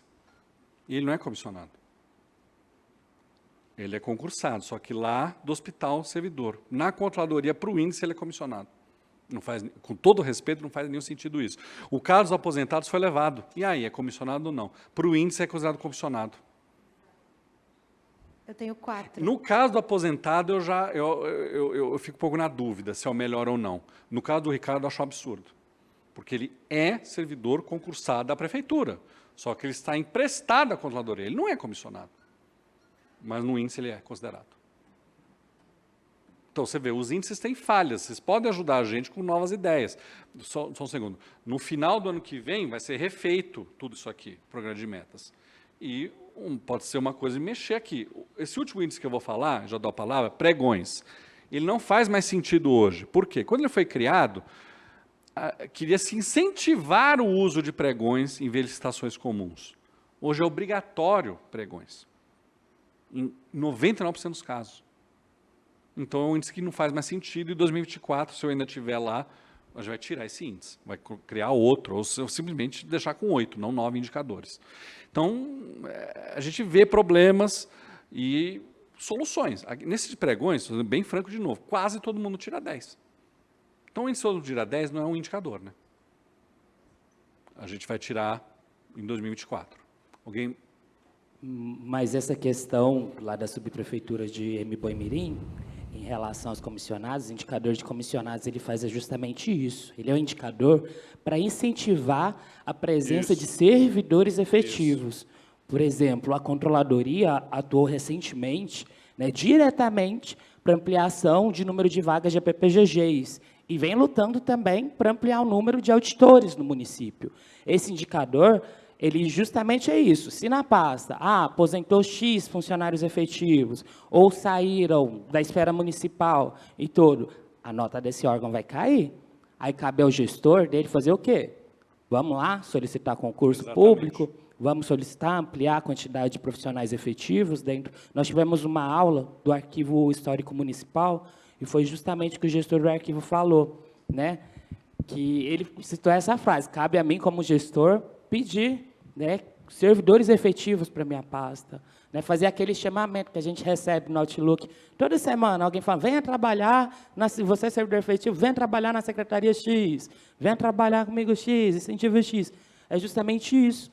Né? O indicador de comissionados, ele tem esse efeito positivo em tentar incentivar com que os gestores, né, atuem na contratação de mais efetivos. Não é que o cargo comissionado é algo ruim para a gestão, Exato. mas, para dar continuidade à política pública, é fundamental, ainda mais em certas áreas, como saúde, educação, a presença dos servidores efetivos. O índice não serve para mostrar que é tudo maravilhoso, serve para mostrar os problemas. Contratos emergenciais, obras, tem nota 1, 1,5. Então, tem algum problema em obras. Tem muito defeito em ponte, viaduto? Tem. Então, vocês não estão descobrindo isso antes. Você só descobre no dia que dá um problema sério. Mostra um problema. Então, obras precisam de um choque de gestão nesse ponto. A gente está mostrando isso. O índice mostra isso. O índice só não mostra tudo maravilhoso. O índice mostra problemas também. Esse de obras deu exemplo, esse de comissionados. Uma secretaria que não seja governo, sei lá. Secretaria X com um número enorme de comissionados. Por quê? O que está acontecendo? Está precisando fazer um concurso, então, né? Por exemplo. Então, o índice é para refletir isso. Agora, vamos falar a verdade. Alguns dos indicadores aqui, gente, é botar a bunda na cadeira e trabalhar. Índice de reclamações. Diminui o número de reclamações. Ou responda no prazo. Isso é botar a bunda na cadeira e trabalhar e ter organização. Aí a gente fala, você está com nota 2 em reclamações. Coloca alguém para trabalhar, bota a bunda na cadeira e trabalha. E seja organizado. E aí você vai ter nota 10 em um ano. Ponto. Então também mostra isso, mostra a desorganização do órgão em determinados aspectos. Tá? Quer perguntar que você está com o microfone? Não, você está... Já falaram aqui que o meu tempo acabou, tem um monte de coisa para falar. Dos portais, o manual que eu já falei um pouquinho. Da LGPD que vocês já tiveram aula com o Kelvin. E aí, ano passado, nós fomos agraciados com um prêmio do Instituto Não Aceito Corrupção com o Índice de Integridade. Então, nós concorremos, ganhamos e trazemos notícias positivas também para a Prefeitura, porque uma vez eu fui lá na CET me apresentar, né, para o Jair, que é o presidente. E aí, ele falando, né, dos desafios que é coordenar o trânsito em São Paulo e tal. Aí, uma vez a comunicação veio aqui falando para a gente trazer uma pauta positiva para a CET. Aí ele falou assim para a assessora de imprensa, olha, CET multa, CET guincha. Aqui é difícil ter pauta positiva. O próprio Igor falou, a controladoria é só punição. Tirei esse clichê da cabeça de vocês. Nós punimos quando necessário, nós investigamos quando é necessário, mas nós temos um monte de ideias boas para a prefeitura melhorar, um monte de gente para ajudar, por meio de reuniões, por meio de conversa, e nós estamos tentando fazer esse trabalho o melhor possível. Esse programa de residência é sensacional, essa ideia. Tomara que seja replicado, tomara que vocês sejam ainda melhores gestores públicos, ou que vocês tenham essa experiência aqui, leve para a iniciativa privada, para vocês também saberem como a prefeitura funciona, o desafio gigantesco que é tocar essa máquina aqui. Mas saibam, sempre dá para fazer diferente. Né? O Steve Jobs falava, não tinha uma época que a Apple tinha o Think Differently, ou seja, pense de forma diferente. Aqui é a mesma coisa. Quando eu cheguei aqui, a única coisa que me pediram é seja discreto. E a controladoria é que nem juiz de futebol. Quanto menos aparece, melhor o trabalho. Mas, de vez em quando, dá para mostrar que a gente também tem ideias diferentes, que a gente está aqui para ajudar o gestor público e não só para ficar de grilo falante enchendo o saco. Contem conosco, porque vocês precisarem, tanto na residência, tanto no trabalho de vocês, e, ao mesmo tempo, saibam, dá para pensar diferente, para fazer uma coisa diferente na gestão pública sempre. É só ter boa vontade e estudar. Obrigado.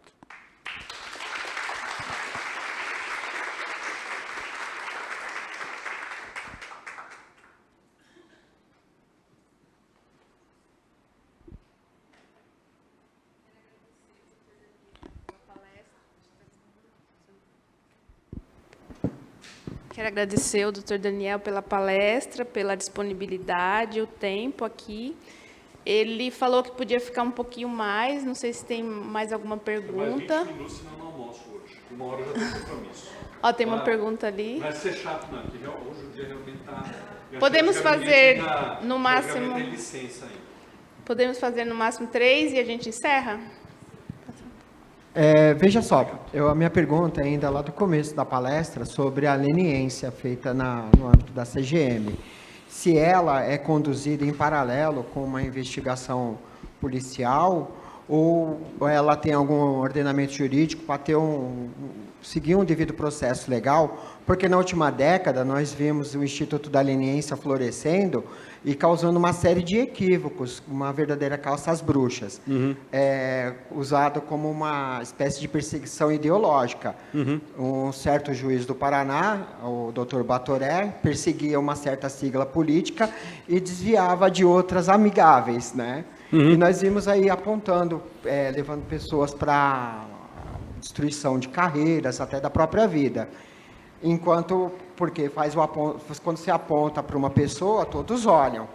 Então, por isso que eles não seguiram os princípios da investigação policial, que é sigilo, presunção de inocência, persecução de indícios, né? Porque não se investiga pessoas, se investiga crimes. E se nesse acordo de leniência tem os parâmetros para se comprovar as alegações da empresa que está acusando, de forma a esgotar a presunção de inocência das pessoas, e se ela se estreita somente no âmbito administrativo, tem como acessório a indicação policial, né? A denúncia à autoridade policial para fazer a sua parte, na esfera criminal.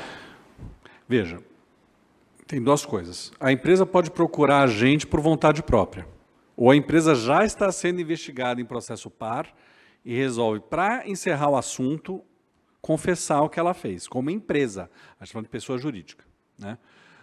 O que você trouxe? Primeiro, se a polícia faz trabalho MP, cada um faz seu trabalho. O que está rolando na polícia e no MP a respeito desse caso, por exemplo, que está quase fechado? Vou ser bem franco, eu não faço a menor ideia. Inclusive, para vocês terem uma ideia, como isso ainda não está bem regulamentado no Brasil, há diversos acordos de leniências fechados no Tribunal de Contas da União, na Controladoria Geral da União, que afeta a Prefeitura de São Paulo e nós não conseguimos ter acesso. A gente bate na porta do MPF, a gente quer ter acesso, porque tem relação com a Prefeitura. É sigiloso. Sigiloso para a Prefeitura? Então, não é uma coisa simples. Tanto é que a gente está fazendo primeiro agora, né? Dentro da controladoria, sob a minha gestão, eu te garanto que é tudo seguido conforme a Constituição. Não houve perseguição, não houve nada disso, não houve perseguição política, nada disso. O caso específico é sigiloso por enquanto, eu não posso dar detalhes, mas não tem nada a ver com questão política. Foi uma empresa que cometeu corrupção mesmo, não tinha nada a ver com política, foi com o servidor. Eles deram os nomes dos servidores, e os servidores vão abrir um processo e eles vão poder se defender normalmente. E se houver alguma coisa errada com a controladoria, eles vão à justiça, aponta o dedo e o juiz anula tudo, se ele quiser, que foi o que aconteceu em algumas coisas, né? Mas a leniência é uma delação premiada de empresas. É a empresa delatando que ela fez de errado, e aí, obviamente, quando você delata, não basta isso. Quem te ajudou dentro da prefeitura a cometer a corrupção? Eles deram os nomes. E agora vai atrás dessas pessoas, ver o que aconteceu. E pode acontecer de a empresa pagar o acordo e a gente achar que no processo não descobriu nada contra os servidores. Os servidores vão estar isentos, acabou. Pode acontecer isso. Não vai ser coisa a empresa delatou, com certeza o cara errou. A gente vai ver se é verdade mesmo ou não. Mas o dinheiro vai ter sido depositado lá, daqui 2 meses vai estar na conta da prefeitura. Porque nas primeiras relações, nós vimos muito isso acontecer, né? A pessoa ia, que fosse apresentada ao judiciário, Sim. certeza de culpa. Sim. O caso Moro Dallagnol é um desrespeito quase que do começo ao fim do básico do processo penal e do direito constitucional. A gente evita ao máximo isso acontecer lá. Na controladoria a gente evita ao máximo. Eu não sou inquisidor. Eu não sou inquisidor. E eu não defendo esse tipo de coisa. Lembre-se, há pessoas que utilizam desses mecanismos para fazer política. Não é o meu caso. Não sou filiado, nunca fui e não pretendo ser candidato. Meu trabalho é ser controlador e sair daqui ou para outro cargo ou voltar a advogar. Não vou dizer, nunca vai ser político, não estou dizendo isso, mas eu não vou usar da controladoria para isso, isso eu te garanto. E se eu usar, você está gravando, pode mandar lá para a Folha de São Paulo dizendo que eu falei isso. Não é verdade, porque o personagem que você citou falou que não era político, deixou de ser juiz para ser ministro da Justiça. Ele teve a cara de pau de dizer que ministro da Justiça não é um cargo político. Eu não sei onde ele aprendeu direito constitucional para falar um negócio desse. Meu cargo é político, eu sou secretário. Agora, eu não faço politicagem no cargo, é diferente, mas é óbvio que meu cargo é político. Sou secretário como qualquer outro. E eu tenho que lidar com isso. Eu tenho que cobrar secretário. E eu tenho que ter um jogo de cintura do inferno, porque senão eles vão querer minha cabeça. Isso é normal. Isso faz parte do jogo. E eu estou aqui há 2 anos fazendo esse jogo de equilíbrio e está dando certo, porque os índices estão melhorando, as pessoas estão vendo que a gente pune quando necessário, que a gente investiga, dentro da realidade. Nunca me foi pedido nada diferente disso.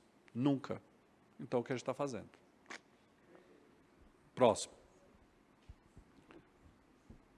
Agora, a controladoria, que eu brinco, né, que era a piada que ele achou que ia rir, a gente tem uma vocação de ser Judas no sábado de aleluia. O que não falta é a gente batendo aqui na gente. Ah, a controladoria me atrapalhou, a controladoria atrapalha. Isso aqui eu tranquilamente sabia que isso ia acontecer. E acontece. E a controladoria não está atrapalhando, a controladoria, no fundo, está ajudando o secretário quando a gente aponta problema. Porque se não for a gente, depois vai ser quem? O MP, o Tribunal de Contas, a gente está apontando antes. Outro caso, sem revelar o santo, mas revelando o milagre. Li uma reportagem no Estadão sobre determinado programa que ia ser aqui da prefeitura. Na hora, quer que a gente ajude? Imagina, não precisa, vem fazer uma reunião com a gente. Não, está tudo perfeito, maravilhoso, espetacular. Ouvimos. Falei, daqui a alguns meses ele vai voltar aqui. 3 meses depois, estourou um maior problemaço. Esse programa está errado, esse programa não sei o quê, esse programa pode ensejar racismo, esse programa parará. Quer conversar de novo? A gente pode ajudar. Não, vou resolver. 4 dias depois, quer ajuda? Está aqui para ajudar, a gente sabe o que está falando. Não precisa. Eu mandei um ofício quilométrico, botando todos os problemas do programa. No dia seguinte, ele me ligou. Daniel, falei com o prefeito, vamos recuar e vamos seguir o que vocês falaram e depois relançar o programa. E eu avisei 3 vezes. Não precisava ter gerado desgaste político. Entendeu? O meu trabalho também é esse. Evitar o desgaste político. mas de forma honesta e dizendo, você está errado. Eu não estou aqui para encobrir o seu problema, eu estou aqui para resolver o seu problema, te ajudar a resolver. Na terceira ele ouviu, só que foi por escrito, aí ele leu, né? Tal problema, tal problema, tal problema, tal problema, tal problema, ele... vou recuar. E o programa está andando agora, só que dentro dos parâmetros defendidos para a controladoria. Se ele tivesse ouvido antes, não ia ter desgaste político nenhum. E o programa já está na praça, ainda não está. Mais alguém?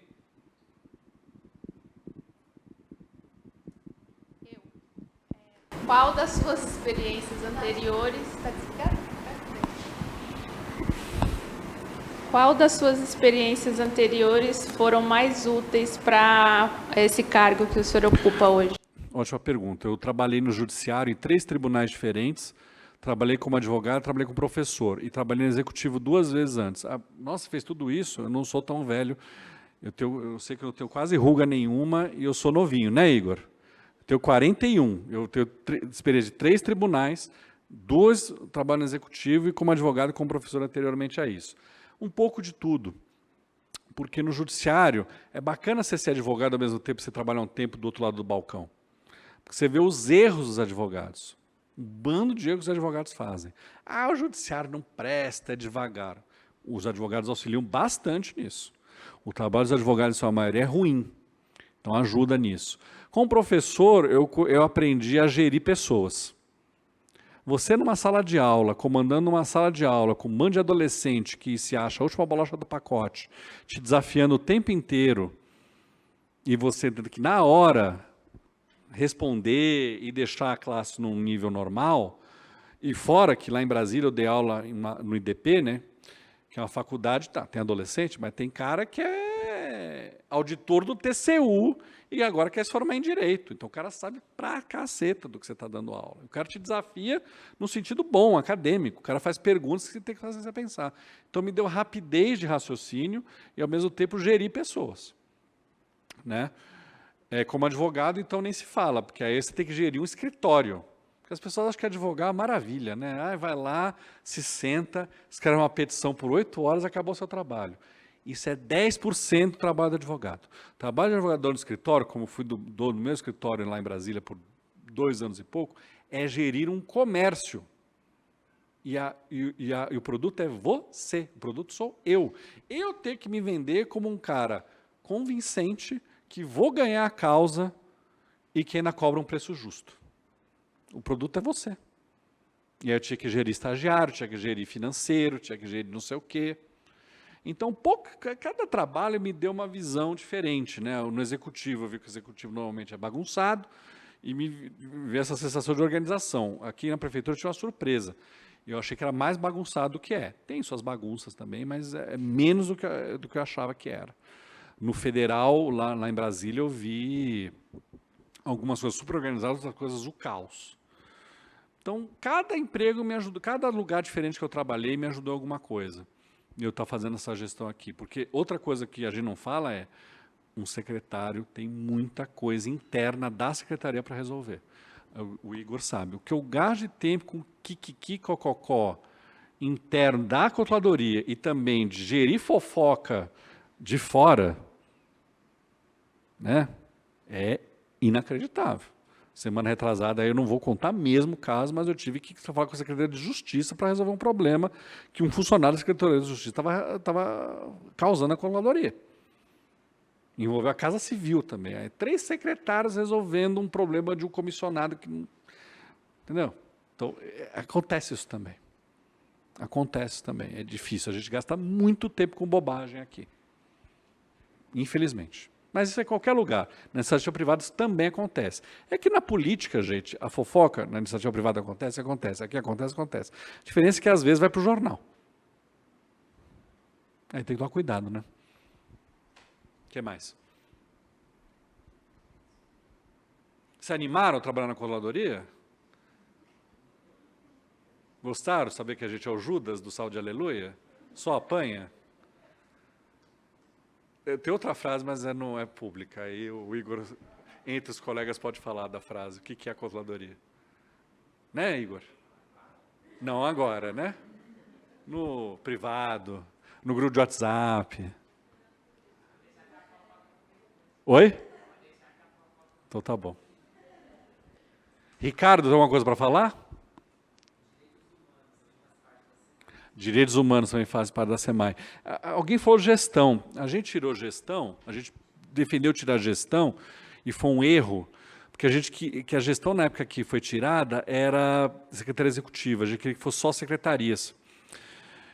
Mas foi um erro, a gestão tem que voltar. Eu já falei com a Marcela, com as Reginas, e as três acho que tem que voltar mesmo. A gente pôs a SMSub porque as subprefeituras são uma das maiores clientes da SEMAI. Pedir de informação da prefeitura tal. Era tanta coisa de SMSub que eu defendi pôr o Modonesco com um bico desse tamanho, mas aceitou e está lá a SMSub. Mas a gestão é importante. Tá? A gestão participa de uns 70 conselhos, né? Uma loucura. Mas a SEMAI é o que, pode ter certeza, é raríssimo a SEMAI criar problema. Acontece, já teve controlador que caiu por causa de reunião da SEMAI. Né, Ricardo? Viu? Ele faz um trabalho maravilhoso. Hã?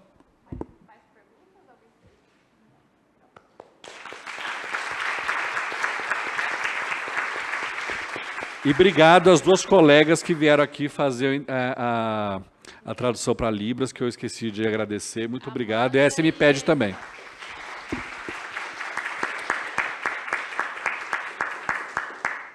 Então, finalizamos, gente. Obrigada pela presença. Bom almoço, bom retorno para vocês.